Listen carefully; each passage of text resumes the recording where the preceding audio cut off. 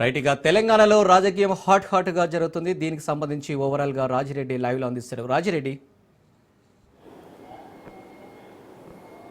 మొత్తానికి చూసుకున్నట్టయితే తెలంగాణలో రాజకీయాలు వేడెక్కాయని చెప్పుకోవచ్చు.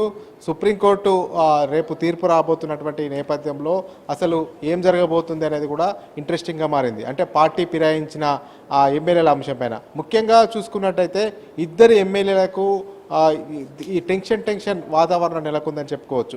ఆ ఇద్దరు ఎమ్మెల్యేలకి ఎందుకు టెన్షన్ వాతావరణం నెలకొంది అంటే ఆ ఇద్దరు ఎమ్మెల్యేల దగ్గర పార్టీ ఫిరాయించినట్టు క్లియర్ అయినటువంటి ఆధారాలు, స్పష్టమైనటువంటి ఆధారాలు ఉన్నాయి. కాబట్టి ఆ ఇద్దరు ఎమ్మెల్యేలకు టెన్షన్ స్టార్ట్ అయిందని చెప్పుకోవచ్చు. ముఖ్యంగా చూసుకున్నట్టయితే ఖైరతాబాద్ నియోజకవర్గానికి సంబంధించినటువంటి దానం నాగేందర్ బీఆర్ఎస్ నుండి ఎమ్మెల్యే గెలిచారు. ఆ తర్వాత పార్లమెంటు ఎన్నికలకు వచ్చే వరకు కాంగ్రెస్లో జాయిన్ అయ్యాడు. కాంగ్రెస్లో ఏకంగా పార్లమెంటు ఎంపీ సికింద్రాబాద్ ఎంపీ స్థానానికి పోటీ చేశారు. ఈ యొక్క నేపథ్యంలో ఇక అతనికి ఒక పార్టీలో గెలిచాడు, ఒక పార్టీ నుంచి ఎమ్మెల్యేగా ఉన్నాడు బీఆర్ఎస్ నుంచి. ఏకంగా కాంగ్రెస్ నుండి ఎమ్మెల్యేగా పోటీ చేసి కాంగ్రెస్ నుండి ఎంపీగా పోటీ చేశారు.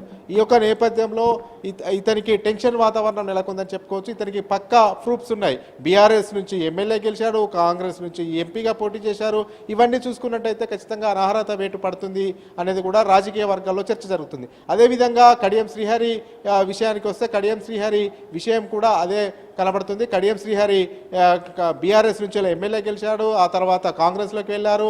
ఏకంగా బీఆర్ఎస్లో ఉన్నప్పుడు మాత్రము అసలు కాంగ్రెస్ ప్రభుత్వం తొందరగాలోనే పడిపోతుంది, రేవంత్ రెడ్డి ముఖ్యమంత్రి కుర్చీ పోవడం ఖాయం, ఖచ్చితంగా కాంగ్రెస్ ప్రభుత్వం కూలిపోతుందని ఒక రకంగా అసలు రాష్ట్ర రాజకీయాలను అటెన్షన్ అంతా తన వైపు డైవర్ట్ చేసుకొని కాంగ్రెస్ ప్రభుత్వం కూలిపోతుందని చెప్పినటువంటి కడియం శ్రీహరి పార్లమెంట్ ఎన్నికలు సమీపిస్తున్నటువంటి నేపథ్యంలో ఏకంగా కాంగ్రెస్ పార్టీలోకి వెళ్ళారు.